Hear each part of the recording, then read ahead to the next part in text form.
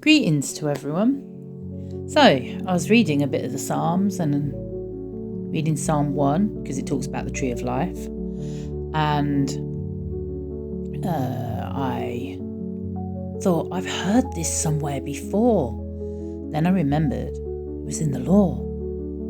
And it turns out David loved the law so much that he wrote it into the Psalms. And so far, this is what I've found, but I've got a sneaky suspicion that it's throughout the whole of Psalms. So let's have a look at Psalm 1. Blessed is the man who shall not walk in the counsel, that's one of the 7 ruachs, 7 spirits. Blessed is the man who shall not walk in the counsel of the wrong, those people doing wrong. Okay, so he's not walking in their advice.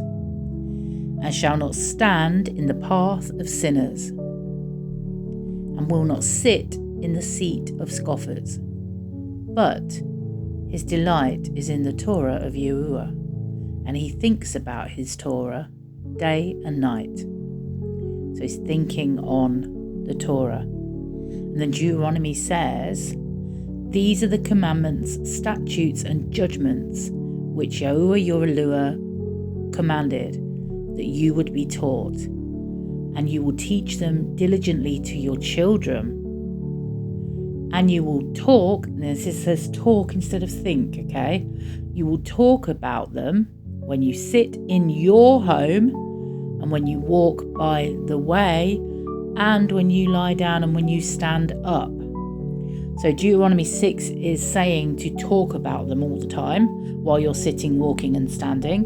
And Psalm 1 is saying to think about them all the time whilst you're walking, standing, and sitting.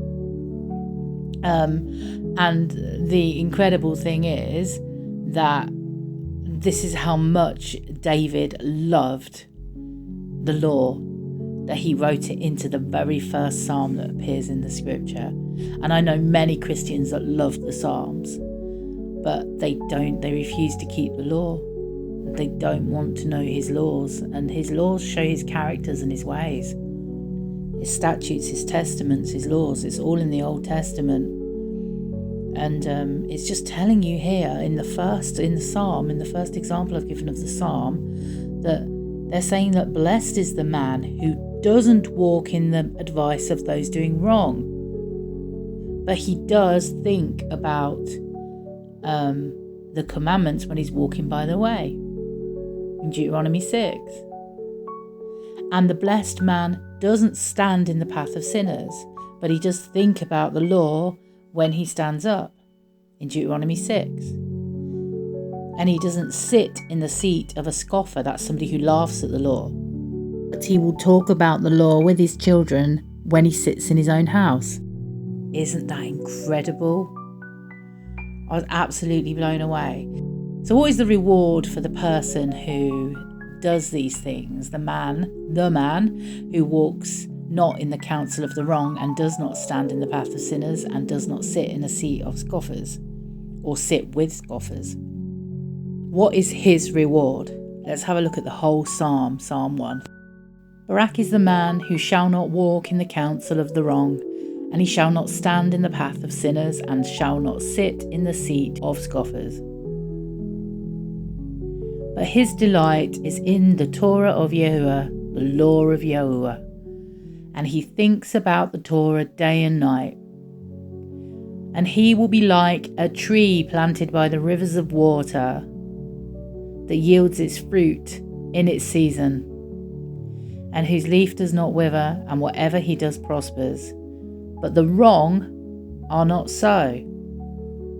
They are like chaff that the wind blows away.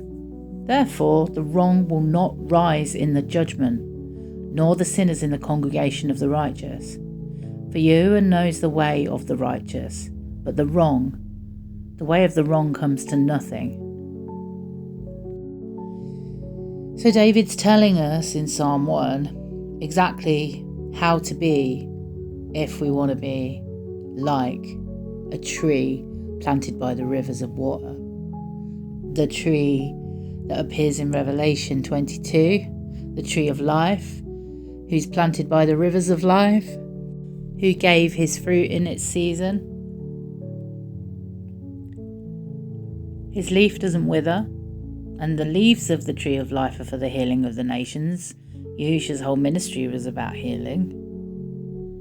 And whatever he does prospers, and we know that was true. But the wrong aren't so.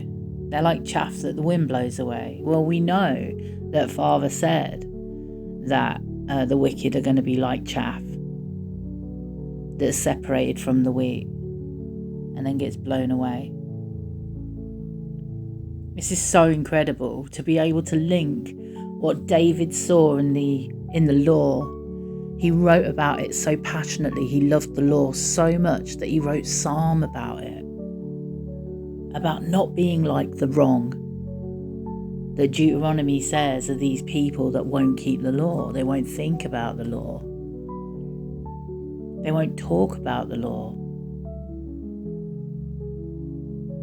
But, David loved the law so much, he wrote Psalms about it. And I'm sure we're going to find many more Psalms that have, echoes of the law running all through them, because that's what kind of man David was. Lawful, obedient.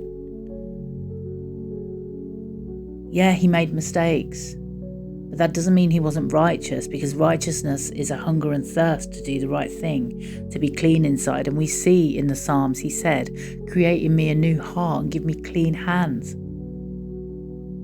Make me new, make me clean inside. I'm hungry for that righteousness. And we can see that in Psalm 119. Throughout the whole of Psalm 119, he's begging for you to teach him, to give him knowledge, to help him learn the law. Saying how much he loves the law. The whole psalm, it's like the longest psalm in the whole book.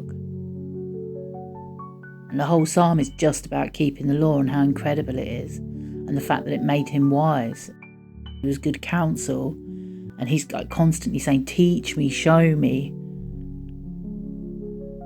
That's righteousness. And this incredible find in Psalm 1 that is literally the concept of those two verses in Deuteronomy 6. I mean, there's other stuff in Deuteronomy 6, but the two verses put together just sum up the whole of that first verse in Psalm 1. And this is what it is to be circumcised up to Yahuwah, to have a circumcised heart, to love his ways, and to do what's right. Obedience. Obedience means not choosing moral autonomy for yourself, not saying, I know what's right for my own life, but trusting in him that he knows what's better, and being obedient. Okay, so I hope you all enjoyed that just as much as I enjoyed discovering it. I've had a great day today, and I hope Yahuwah goes before you all, and my love is with you. See you again. Bye-bye.